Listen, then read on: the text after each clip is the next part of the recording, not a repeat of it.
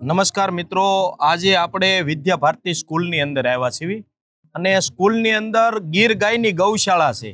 એની વિશે આજે વિદ્યા ભારતીની અંદર જે પ્રમુખ સ્થાને છે ધનજીભાઈ ઝડપિયા. તો દાદા, આપણે કેટલી ગાયું છે ગૌશાળાની અંદર? હાલમાં 65 ગાયો છે આપણી પાસે. હા.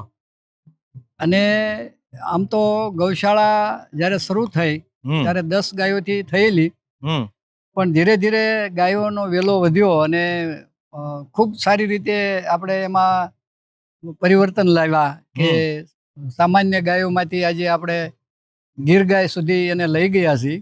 બરાબર. અને ક્વોલિટી બી ખૂબ ગાયોની સારી બની છે. હમ અને ખાસ ઉદ્દેશ તો એ જ હતો ગૌશાળા બનાવવા માટેનો કે અહીંના જ બાળકોને આપણે સારી રીતે ચોખ્ખું દૂધ આપી શકીએ. અને સામાન્ય રીતે અહીંના જે વિસ્તારમાં આ લોકો ઘરે કોઈ દૂધનો ઉપયોગ આમ તો નથી જ કરતા. બરાબર. અને કદાચ ને હોય તો એ લોકો ડેરીમાં ભરવાનો એનો વધારે ને વધારે આગ્રહ હોય છે. એટલે બાળકોને આમ તો દૂધ ઓછું મળેલું હોય છે પહેલેથી. અને એના કારણે એને એક પ્રકારનો સિકલ સેલ નામનો એક વાયરસ છે. અને એ વાયરસને કારણે બાળક ખૂબ કમજોર હોતું હોય છે. એમાં બાળકને ચાલતા ચાલતા પડી જાય અને ઘણી વખત હાફ ચડી જાય, આવા એના લક્ષણ હોય છે. હા, બરાબર. તો આપણને એવું થયું કે આ બાળકો માટે ખાસ કરીને સારો ખોરાક આપણે એને આપીએ કે જેથી કરીને સારું દૂધ આપીએ. અને એના માટે આપણે એક ટ્રાયલ એમ કહેવાય કે આવું એક પ્રયોગ કર્યો. હા, બરાબર. એનાથી બાળકોનું સ્વાસ્થ્ય ખૂબ સુધર્યું. અને એ જે સિકલ સેલ જે નામના વાયરસ હતા એમાં એને કંટ્રોલ થયો. બરાબર. તો બાળકો જે કુપોષણ જેને કહેવાય એ જે વસ્તુ હતી, અને અહીંયા સારો પૌષ્ટિક આહાર અને ચોખ્ખું દૂધ જ્યારે મળ્યું એટલે એમાંથી એને ખૂબ જ ફાયદો થયો છે.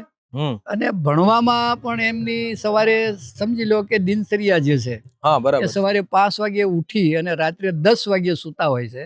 બરાબર. તો ત્યાં સુધીની માલપા એ બાળક અત્યારે થાકે નહીં અને એનો ઉત્સાહ છે એ પૂરેપૂરો જળવાઈ રહે. બરાબર છે. એટલે આ ગૌશાળાથી બહુ મોટો લાભ આ બાળકોને થયો છે.